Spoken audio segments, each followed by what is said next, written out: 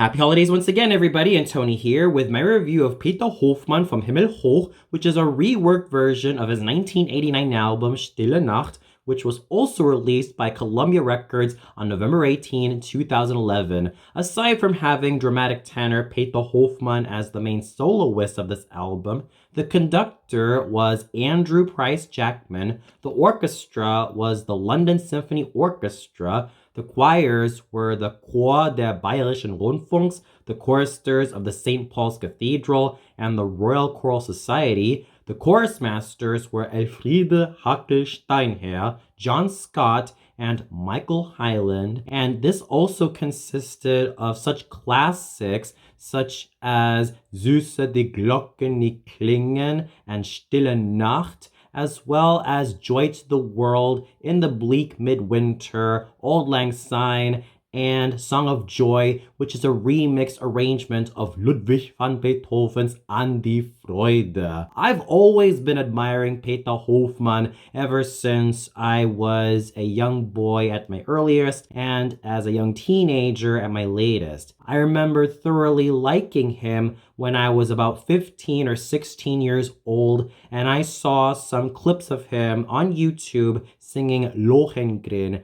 mainly in terms of his aria in Faunem Land. And I already knew right there that this was yet another tenor to look out for because his charisma was absolutely engaging and inviting, and he also had a credible stage presence. I know that there are some people willing to bill him as a dramatic tenor who also does his fair share of Heldentenor roles such as Tristan from Tristan und Isolde and Sigmund from Die Walküre. But when I listen to his voice a lot more critically, he sounds more akin to a jugendliche Heldentenor, or for the Italian audience, a spinto tenor, who also has some full lyric tenor inflections. I wouldn't really go out of my way and state that Peter Hofmann is a full-on Heldentenor, even though he sang roles such as the drum major from Wozzeck and Tristan from Tristan und Isolde, unless I forget about Sigmund from Die Walküre, because his voice had a natural lyrical timbre to it that is also quite pleasing to the ear, especially when given roles such as Loge from Das Rheingold, Walter von Stolzing from the Meistersinger von Nürnberg, Lohengrin from Lohengrin, Parsifal from Parsifal, and even the likes of both Tamino and the first arm man from Mozart's Die Zauberflöte. And if we're looking beyond the Wagnerian and Germanic repertoire, he was also quite a credible Don José, vocally speaking. Because when he had a go at a lot of these Heldentenor roles, there were occasions in which he had to really push his voice out in order to produce big singing, when his voice is actually intended for roles such as Lohengrin, Walter von Stolzing, Loge, Parsifal, and to some extent Sigmund, because these roles are able to encapsulate on Peter Hofmann's charisma as a singing actor, as well as make great use of his vocal resources. When he has a go at Tristan, he does need a lot more effort, and there were also occasions in which it did come off as a lot more effortful,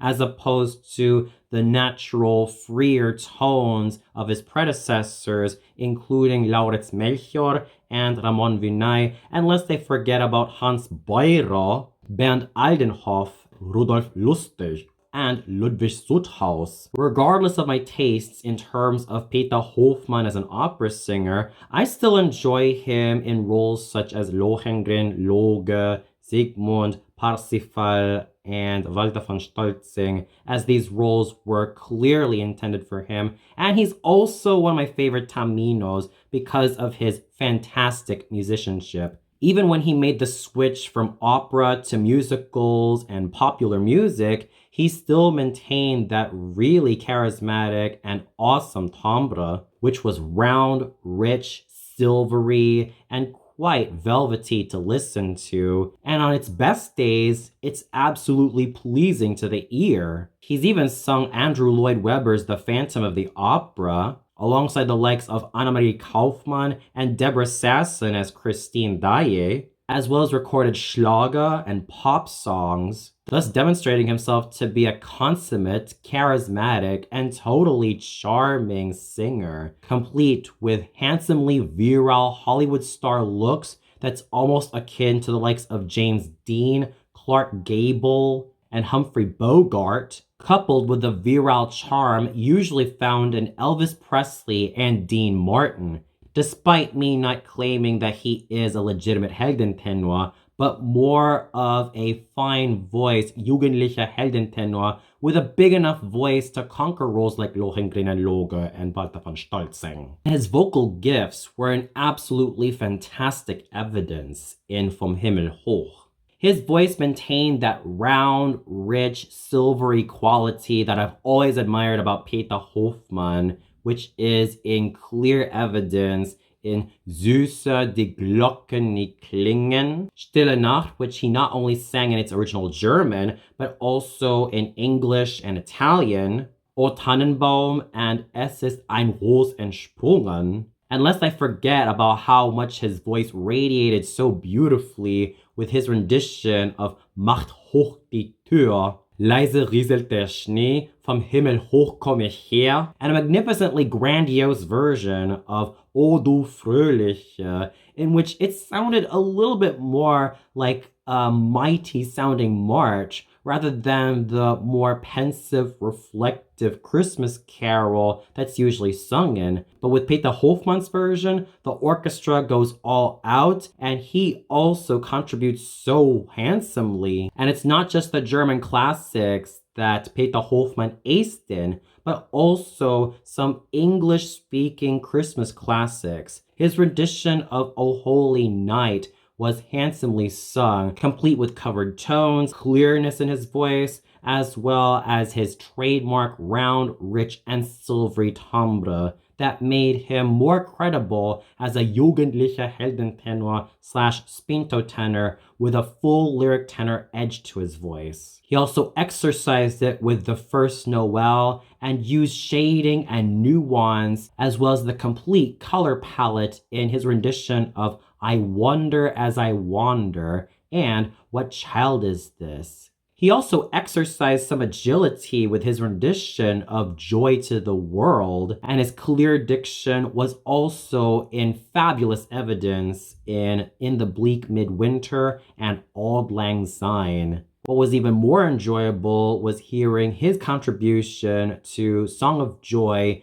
which, as I stated before, is a remixed arrangement of Ludwig van Beethoven's An die Freude. So there was a lot of brilliant moments to be found with Peter Hofmann as a singer. He managed to sell it in every single Christmas carol that he sang, and he was able to use his fine technique with a lot of charisma and a whole lot of virile charm to make his vocal presence stand out so superbly. There was not one moment where I felt bored. However, if there is one little tiny insignificant Achilles heel that I spotted in Peter Hofmann, is that his vibrato kind of got a little bit looser. Probably it's because of the fact that his natural full lyric / pinto tenor voice, or more appropriately, jugendlicher Heldentenor voice, wasn't really intended to be pushed with heavier roles such as Sigmund from Valkyrie and Tristan from Tristan und Isolde, but should have kept on singing more performances of Tamino from Die Zauberflöte, Lohengrin, Walter von Stolzing, Parsifal, and Loge from Das Rheingold. But I totally digress, because that's just a small dent to pay for what is otherwise a wonderfully nuanced jugendlicher Heldentenor voice with a bit of a dramatic tenor edge and a lot of full lyric tenor colors to his voice that made him thoroughly shine. And that virility that he had, absolutely aspirational, especially for today's spinto tenors as well as dramatic tenors, who might end up specializing in similar roles as he did. Therefore, Peter Hofmann's vocal charisma and his overall virile charm made this album absolutely worth listening to. Equally as fantastic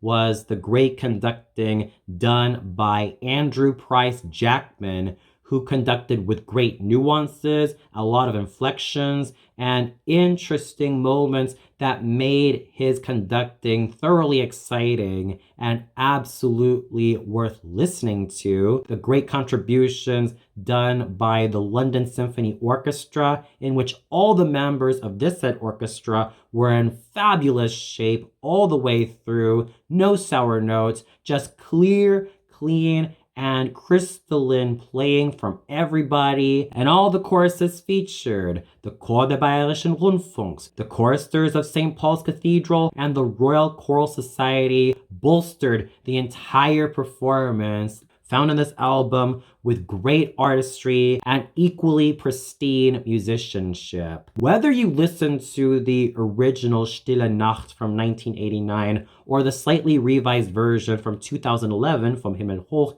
you will definitely have a blast with Peter Hofmann in terms of him demonstrating his unparalleled artistry and his thoroughly charismatic talents as a singing actor. What he possesses at his disposal is a round, rich, silvery, and well-tuned instrument that can lend itself with such beautiful lyricism, but could also manage to sing pretty well in some of the more dramatic parts. He is definitely versatility incarnate, and he also bolstered such a fine performance that demonstrated thoroughness in his technique, as well as a whole lot of vocal charisma. Further propelling the appeal of this album are Andrew Price Jackman's superb conducting, the London Symphony Orchestra's excellent playing of their instruments,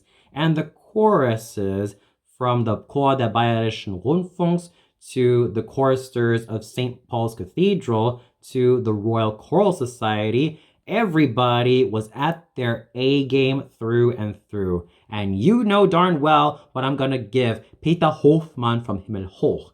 I will give this a well-deserved rating of 5 out of 5 stars. It is highly recommended if you are a fan of Peter Hofmann. Even if you do feel like his voice is slightly worn out because of the huge and demanding repertoire that he had to go at during his years in the 1970s and the 1980s before transitioning to musicals and pop, you will still love the charisma that he exercised, and you will also love the fine musicianship that he clearly demonstrated, all backed up by excellent discipline and careful control of his technique. This was definitely a thoroughly wonderful blast from beginning to end, and if you are hankering for some really good Christmas music, I highly recommend this. And if you are a fan of Peter Hofmann, by all means, give this one a listen.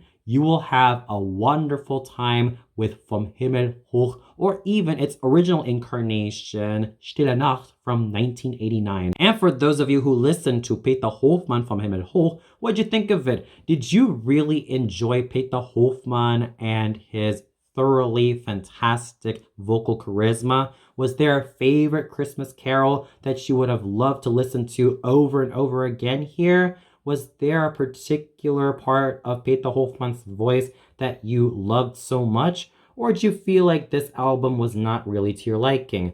Please let me know in the comments below. Well, that's it for my review of Peter Hofmann Vom Himmel Hoch. Tune in later for my review of Hallmark's Songs for the Holidays, also featuring Peter Hofmann and Deborah Sasson. So until then, happy holidays, everybody!